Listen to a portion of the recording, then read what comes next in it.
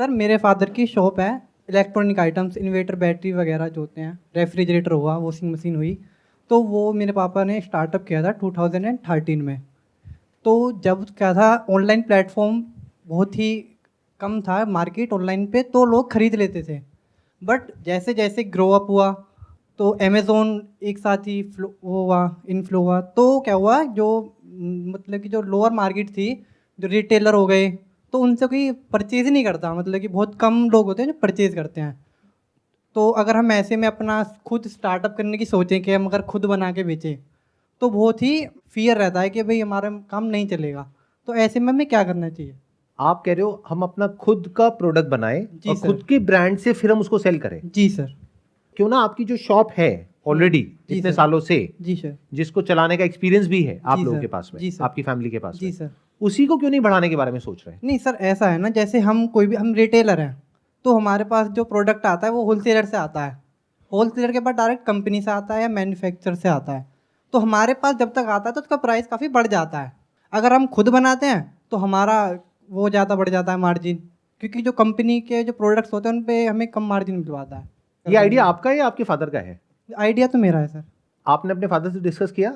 Sir father से अभी discuss नहीं किया, क्योंकि इसके लिए कैपिटल चाहिए काफ़ी सारी। कितनी कैपिटल चाहिए, कुछ कैलकुलेशन करी आपने? Sir at least 15 to 20 lakh. और क्या बनाओगे प्रोडक्ट? पहला प्रोडक्ट आपका क्या होगा? Inverter and battery both. Inverter and battery. जी सर। यही क्यों चूज किया आपने, इन्वर्टर और बैटरी क्यों चूज किया? सर पापा का स्किल्स है, इस बारे में काफ़ी नॉलेज है, और जिस काम में नॉलेज है तो वही करना चाहिए। तो एक बात बताओ कि जो आप इन्वर्टर बैटरी मैन्युफैक्चरिंग के बारे में सोच रहे हो, जी सर। जिसमें इन्वेस्टमेंट है 10 से 15 लाख रुपए की, जी सर। उसकी बजाय ऐसे बहुत सारे लोग हैं जो अपना इन्वर्टर मैन्युफैक्चरिंग का बिजनेस बहुत छोटे छोटे लेवल पर, मीडियम लेवल पर चला रहे हैं, जो कि बड़े ब्रांड नहीं है लेकिन बहुत लोग हैं मार्केट में। जी सर। तो उनसे टाइप क्यों नहीं कर लेते? सर उनसे क्या हुआ है ऑलरेडी। तो उसमें क्या दिक्कत है? वहां तो मार्जिन बहुत अच्छा है। जी मार्जिन है सर, लेकिन अगर खुद करेंगे तो और ज़्यादा होगा। आप जिसको मार्जिन कहते हो ना, एक्चुअल में वो मार्जिन नहीं होता है। जी सर। आपने जी तो बोल दिया, इसका मतलब समझाइए। सर जैसे हमें लगता है कि मतलब कि किसी से हमें इनकम हुई 10,000 रुपये, और उसमें बैटरी 10,000 की हमने सेल कर दी, और उसने मतलब कि जो मैन्युफैक्चर उनने बनाई थी वो 7500 में। तो हमें लगता है कि उसका 2,500 रुपये सीधे सीधा मार्जिन हो गया, बट वो नहीं होता। उसमें सैलरी भी होती है और जो अदर एक्सपेंसेस भी होते हैं, रेंट भी होता है, तो उसे हम लेस नहीं करते, हम डायरेक्ट जो मैन्युफैक्चरिंग है उसे लेस कर देते हैं। मतलब कि हम ग्रॉस प्रॉफिट निकालते हैं, नेट प्रॉफिट नहीं निकालते। तो ये बात जब आपको समझ आ रही है तो अपना खुद का सेटअप लगाने के बारे में सोच क्यों रहे हो? देखो, ध्यान से सुनो, ध्यान से समझो जी सर। कि अगर आप 15 लाख रुपए लगाते हो और अपनी खुद की मैन्युफैक्चरिंग करते हो, हाँ खुद जी। तो करोगे नहीं। जी सर। उसके लिए आपको टीम चाहिएगी, हाँ उसके जी। लिए आपको जगह चाहिएगी, हाँ जी। और बहुत खर्चा करना पड़ेगा, तब जाकर के एक प्रोडक्ट बनाओगे। हाँ जी। उस प्रोडक्ट में एक्चुअल में आपको जो मार्जिन मिलेगा वो मैक्सिमम 5 से 10% का मिलेगा, वो भी तब अगर वॉल्यूम बहुत निकलेगी तो।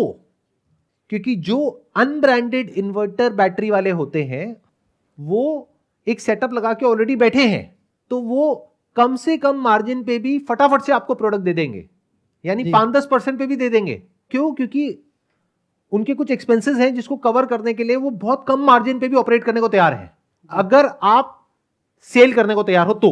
जी सर। तो मैक्सिमम मार्जिन सेलिंग में होता है, मैन्युफैक्चरिंग में नहीं होता है। Manufacturing is the business of volume. ये आइडिया तब आना चाहिए आपके माइंड में जब ऑलरेडी आप हजारों इन्वर्टर्स सेल कर रहे हैं, तब ये आइडिया आना चाहिए। क्योंकि अगर एक इन्वर्टर में आप मानो किसी को 10% मार्जिन दे रहे हो, तो एक इन्वर्टर बिका, मान लो अनब्रांडेड है 10,000 रुपए का, ब्रांडेड होता है मान लो 15-20 हजार रुपए का। तो 10,000 पे अगर आप किसी को 1,000 रुपए दे रहे हो और महीने के मान लो 20 इन्वर्टर बेच रहे हो, तो आपने उसको कितना दिया? 20,000 रुपए तो दिया। अगर आपने अपना सेटअप किया तो वहां एक तो 15 लाख रुपए लगाए, प्लस कुछ लोग भी रखे, 1 या 2 लोग तो रखोगे ना, जगह रेंट पे लोगे, तो आपका खर्चा ही महीने का 1,00,000-1,50,000 रुपए बंद गया। और आपने बचाया कितना? 20,000 रुपए। लगा कितना दिया? 15 लाख। और महीने का खर्चा अपने ऊपर कितना डाल लिया? 1-1.5 लाख रुपए। तो ये कहां की समझदारी है? तो बेसिक पेपर पेन लो, कैलकुलेटर लो, कैलकुलेशंस करो, फिर सोचो क्या करने में समझदारी है और क्या करने में बेवकूफी है।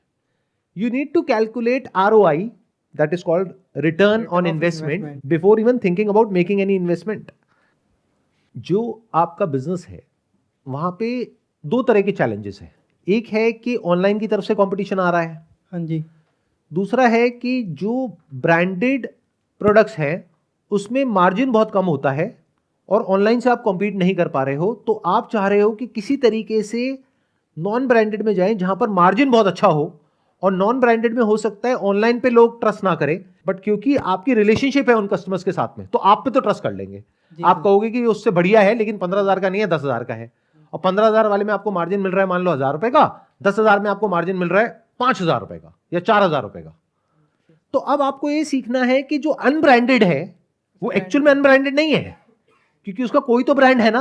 हाँ जी, तो उस ब्रांड को कैसे प्रेजेंट किया जाए कस्टमर को, और कैसे उसमें कुछ ऐसे एडेड बेनिफिट्स इंक्लूड करे जाएं। क्या कुछ ऐसा हो सकता है कि हम 2 साल की वारंटी दें? आप ध्यान से सुनो मेरी इस बात को, क्योंकि कस्टमर को इन सब चीजों से बड़ा फर्क पड़ता है। नहीं सर, ऐसा हम करते हैं जैसे नॉर्मली जिसकी प्रोडक्ट की वारंटी है वो 2 इयर्स की है, लेकिन हमें पता है 4 इयर्स तक एटलीस्ट आराम से चल जाएगी, तो हम 2 इयर्स की वारंटी को 3 इयर्स की कह के दे देते हैं। ये एक एग्जाम्पल है वारंटी का। हाँ जी, इसके अलावा ब्रांडेड में ऐसा क्या होता है जो अनब्रांडेड में नहीं होता है, जिसका आप एक पैकेज बना सकते हैं और उन चीजों को इंक्लूड कर सकते हैं, जिसकी वजह से जो कस्टमर है उसके लिए वो जो अनब्रांडेड है, बल्कि मैं ये वर्ड गलत यूज कर रहा हूं, अनब्रांडेड आप कह लो लेस नोन ब्रांड है, वो उससे ज्यादा अट्रैक्टिव हो जाए जो कि मोर नोन ब्रांड है, और उसकी एक कंपैरिजन शीट बन जाए जो आप अपने कस्टमर को दे सके और जगह जगह पर ये एड्स कर सके। यानी कि जिस एरिया में आप हो वहीं के आसपास के कस्टमर आएंगे। जी सर।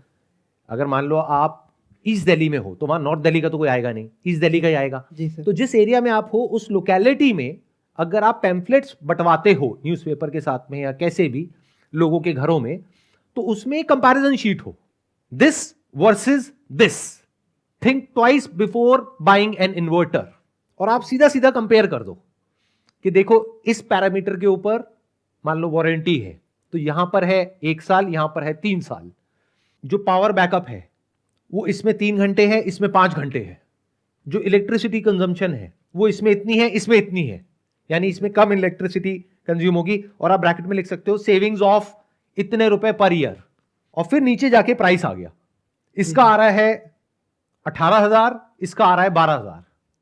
वहां से आपके पास में कॉल आनी शुरू हो जाएंगी, तो वहां से आपकी सेल बढ़ जाएगी। तो इसके बारे में सोचो बजाय अपने आप को फंसाने के। जी सर। ध्यान से समझो, बिजनेस में कुछ लोग हैं जो फंसे हुए हैं, कुछ लोग हैं जो मजे मार रहे हैं। मैन्युफैक्चरिंग के बारे में तब सोचना चाहिए जब या तो आपके पास में कोई बहुत बड़ा ऑर्डर बेस ऑलरेडी हो, आपका एक बहुत बड़ा कस्टमर बेस हो, तब सोचना चाहिए मैन्युफैक्चरिंग के बारे में, या फिर आपका ब्रांड ऑलरेडी बहुत बड़ा हो गया हो, या फिर आप कुछ बहुत ही यूनिक बनाने के बारे में सोच रहे हो जो और कोई बना ही नहीं सकता है।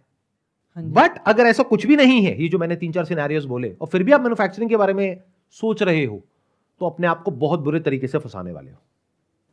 क्योंकि देखो, सेलिंग और मैन्युफैक्चरिंग 2 अलग अलग चीजें हैं, और दोनों को एक साथ में मैनेज करने के लिए आपको बहुत बड़ी टीम चाहिए। बहुत बड़ी टीम के लिए बहुत ज्यादा रेवेन्यूज चाहिए, बहुत ज्यादा सेल्स चाहिए, जहां से कि वो पैसा आगे डिस्ट्रीब्यूट हो सके। अगर आप एक छोटे लेवल पे ऑपरेट कर रहे हो तो never ever think about getting into manufacturing by yourself. Find out someone else जो वो कर रहा हो, और ऐसे बहुत लोग मिलेंगे, और उनसे टाइप कर लो, और अपना जो एक्सपीरियंस है, स्ट्रेंथ है, उसके ऊपर खेलो। आपका जो एक्सपीरियंस है, स्ट्रेंथ है, वो कुछ और है, और आप कहीं और जाने के बारे में सोच रहे हो। अगर आपका फैमिली बैकग्राउंड होता ना मैन्युफैक्चरिंग, तब मैं फिर भी एक बार को बोलता कि ठीक है, इसके बारे में सोचा जा सकता है, लेकिन आपका कुछ और है, दैट इज रिटेल। अब आप कह रहे हो कि भाई ऑनलाइन से कैसे कॉम्पीट करें, वो भी कॉम्पीट करने के तरीके हैं, उसको फिगर आउट करो। आपको यह देखना है कि हमारे ही लेवल पे जो और बिजनेसेस हैं वो ऐसा क्या कर रहे हैं जहां पे कि वो हमसे ज्यादा पैसा कमा रहे हैं, और कैसे कमा रहे हैं। जा करके रिसर्च करो एज अ कस्टमर, और जा करके देखो कि जो लोग आप ही के लेवल पे हैं, यानी उनका शोरूम मेन रोड पे नहीं है, बहुत बड़ा नहीं है, वो बहुत बड़ी क्वांटिटी में नहीं खरीदते हैं, फिर भी वो बहुत पैसा कमा रहे हैं, तो वो ऐसा क्या कर रहे हैं। और हो सकता है वहां से आपको कुछ ऐसा नजर आए जो कहने के लिए उससे मिलता जुलता है जो आप कर रहे हो, लेकिन हो सकता है उससे बिल्कुल ही अलग है। Maybe they are into repair and maintenance, तो हो सकता है रिपेयर एंड मेंटेनेंस वाले ज्यादा कमा रहे हो, एक प्रोडक्ट को बेचने में हो सकता है मार्जिन हो 500 रुपए का, 1000 रुपए का, और रिपेयर करने में मार्जिन हो 2000 का, 3000 का। तो आप हो सकता है अपना जो बिजनेस मॉडल है जो अभी जो चल रहा है इसके साथ साथ में रिपेयर एंड मेंटेनेंस शुरू कर दो। जी सर। ये ज्यादा आसान है, या मैन्युफैक्चरिंग में जाना, या ऑनलाइन में जाकर के अपना एक ब्रांड बनाना? एंड ब्रांड बनाना ये आपने बोल तो दिया है, अब मैं आपको डिमोटिवेट नहीं कर रहा, पॉसिबल तो सब कुछ है। बहुत लोग हैं जिन्होंने बहुत बड़े बड़े ब्रांड्स बनाए हैं, बट आपको ये देखना है आपके अंदर वो स्किल्स है या नहीं है। जब उसको आप प्रैक्टिकली करोगे तब आपको समझ आएगा कि वो क्या है। तो अगर जो अपना एग्जिस्टिंग बिजनेस है उसी से रिलेटेड आप दिमाग दौड़ाओ कि इसको बड़ा कैसे करना है, that is a faster way to grow, that is an immediate way to grow and better way to grow. हो सकता है जो और शोरूम वाले हैं वो कुछ इस तरीके से कस्टमर को अट्रैक्ट कर रहे हैं जिसके बारे में आपको कुछ भी नहीं पता है, लेकिन आप अज्यूम करके बैठे हो नहीं हमें तो सब कुछ पता है, और वो बहुत अच्छा बिजनेस कर रहे हैं, आपसे भी छोटे लेवल पर है लेकिन आपसे बहुत ज्यादा कमा रहे हैं, बट उनके बारे में आपको कुछ पता नहीं है, बट आप अज्यूम करके बैठे हो कि नहीं मुझे तो सब पता है। यहां पे गड़बड़ हो रही है। थोड़ा सा मार्केट रिसर्च करो, you will find out different kind of people who are doing different things, जहां से कुछ ऐसा सीखने को मिलेगा कि अभी जो आपका एग्जिस्टिंग बिजनेस है वहीं पे या तो आप मार्जिन को बढ़ा पाओगे या सेल को बढ़ा पाओगे।